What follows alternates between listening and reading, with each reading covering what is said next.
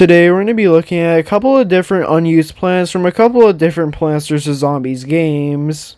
As well, there has been hundreds of plants throughout the entire Plants vs. Zombies franchise, so it's not that much of a surprise that, well, there's a few scrap plants. And well, first, we're going to be going to Plants vs. Zombies 1 that has a couple of different unused plants, starting off with the iceberg lettuce. Now, unlike the iceberg lettuce from Plants vs. Zombies 2, this one actually seems to be sort of a variant of a cabbage pole, and well, it basically does the exact same thing, but instead of just normally hitting zombies, it actually freezes them. And while this plant is just very similar to the snow pea, as once again, it's just like a variant of another plant that just freezes a zombie temporarily, very similar to what the snow pea does. And well, it was actually pretty cool to see a very early concept of the iceberg lettuce, and it's also sort of surprising that they brought it back in Plants vs. Zombies 2, but it was completely reworked. And well, the most likely reason why they got rid of this plant, just never used it in the actual game, as well, since they had winter melon, it wouldn't really make a lot of sense to have a winter cabbage pulp basically, so yeah, honestly, there's not much of a point of it existing. Next up, we have the cherry hover bomb. And well, overall, this is just a really strange plant, as well, from what I could tell, it's basically just the exact same as the normal cherry bomb, except you could just place it above your plants. And the only thing that it really does is that it just hovers above a plant until a zombie gets close enough to the plant where the cherry bomb could explode, killing the zombie. And while I'm guessing the reason why this one was just never put into the game, as Lilbit doesn't really have that much of a use, as Lilbit's just a really confusing plant that you could just use a normal cherry bomb for, and it'll basically do the exact same thing. And well, next up we have the stinger. Now, the only thing that we really know about this plant is that when a zombie gets close to it, it starts to sting it, it deals a certain amount of damage, and well, that's all we really know about this one. And well, from what I could tell, that's really all this plant ever did, but it actually is pretty cool that there is a second design of this one, which looks like it was actually supposed to be released into the game, and I can honestly imagine this plant being in the game. As well, the first design is just a really early design of the plant, but it's actually pretty interesting that they made a second design of it for the actual game to be released. Meaning that most likely the stinger was actually really close to being in the game, but last minute they just decided to scrap it. And while unlike the first design, this one actually seems to be a beehive, meaning that when this plant actually attacked a zombie, most likely bees would come flying out and attack the zombies, which I actually think is much more interesting than the original. And while unlike the iceberg lettuce that we looked at earlier that was put into another game in a different way, this plant was just never seen again and has never been considered or ever seen in another Plants vs. Zombies game. Meaning that this plant will just most likely always be a concept, as though I don't really see PopCap adding this plant into another game ever. And well, now we're going to be moving on to Plants vs. Zombies 2 with the beet. Now, what this plant would actually do is that it would slowly charge up and then hit plants very similarly to bok choy. And well, from what we could tell, this plant was actually replaced by bok choy when the game was actually released. So basically, all this plant ended up ever being is just a very early design of bok choy and what the original concept for him was supposed to be. So yeah, honestly, this plant wouldn't have much of a use if it was actually released into the game, as Lilbit basically did the exact same thing as bok choy, but maybe just a little slower. And while this plant was actually in another game, being Plants vs. Zombies Adventures, so this plant didn't fully go unreleased, as Lilbit was released into another game, which is nice to see. And well, this plant was also used in Plants vs. Zombies Heroes, except he wasn't called the bee, he was just called the super fat beet. So yeah, unlike the majority of the plants in this video, this plant wasn't actually fully forgotten about and actually still in a few other games.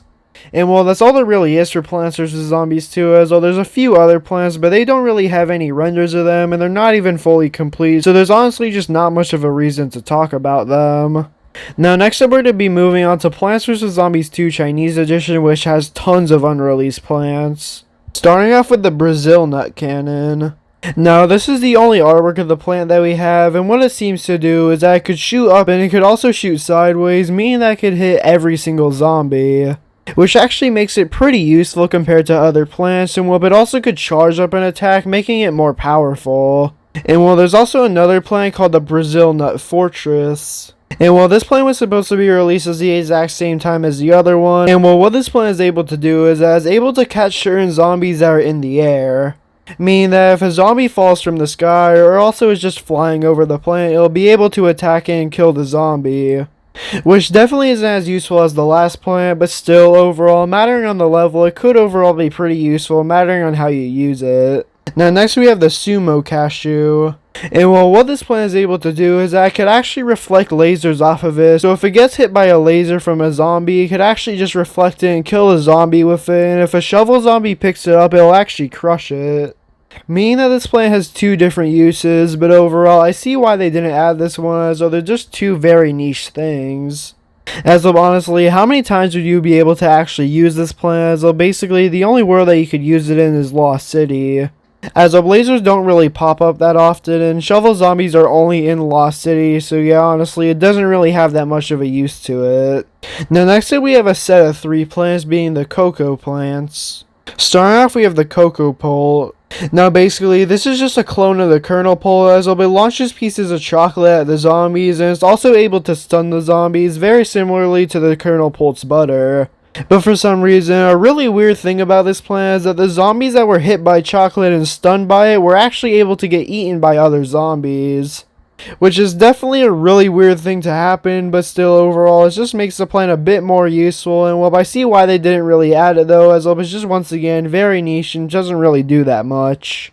And basically does the exact same thing as most other plants besides that one really unique thing. And well, we also have the Cocoa Shaman, which is able to just buff surrounding plants. And well, it's not really given a specific area, so we don't really know how many plants are able to get buffed by it, meaning that this plant could be either really useful or really bad. And well, next we have the Cocoa Shooter, which rapid fires cocoa beans at zombies, coating them in chocolate. And well, it doesn't really say why it coats them in chocolate, but I'm assuming very similarly to the cocoa pole, they might be able to get eaten by other zombies. But that's really all we know about these plants, so the only thing that we know about them is just from this concept art, so yeah, honestly, there's just not much given. Now next we have the giant pitcher plant. Now what this plant could do is I could spit something at zombies. It doesn't really tell you what it could spit, it just sort of shoots projectiles at it. And while it also is able to swallow zombies, and very similarly to the chomper, it'll most likely take time to swallow them. And once again, that's all we really know about this plant, so there's just not much said about these plants. Next we have Dicentra. Now this is the only plant from the Chinese version of Plants vs. Zombies 2 that we actually have a full render of, and looks like it was about to be released into the game. And well, this plant was originally supposed to be released in the Lunar New Year event, but for whatever reason was just cancelled, and we don't really know what this plant did. As of unlike the other plants that we had renders of them that actually tell you what they did, this one doesn't have that, so yeah, honestly, we just don't really know what it does. But a lot of people think that it just involves coins, possibly acting like a marigold. So yeah, there's honestly just not much to say about this plant, as we were never really given a description of it. Next we have the Taro Monk. Now from this artwork that we have of it, it seems that this plant would continuously hit the zombies with its leaves. But over time, as it takes more and more damage from the zombies, it'll slowly lose its leaves, getting weaker and weaker.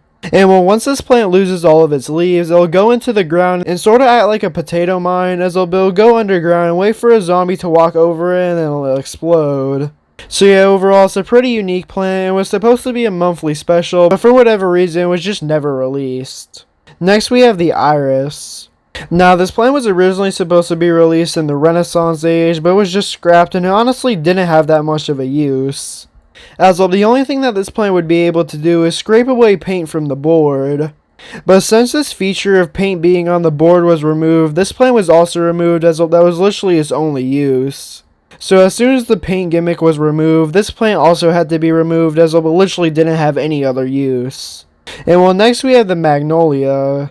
And well, just like the other plant, this one was supposed to be in the Renaissance age, but for unknown reasons it was scrapped, and well, we actually don't know what its abilities were. As of unlike the other plants, we were never really given a description of it, and we don't really have any pictures of what it actually did. So yeah, we don't really know what this plant was ever supposed to do. So yeah, that was all the unused plants from Plants vs. Zombies 1, Plants vs. Zombies 2, and Plants vs. Zombies 2 Chinese Edition. If you enjoyed this video, then please like and subscribe and comment down below which of these unused plants is your favorite and which one you think should be added to a game. And yeah, have a great day.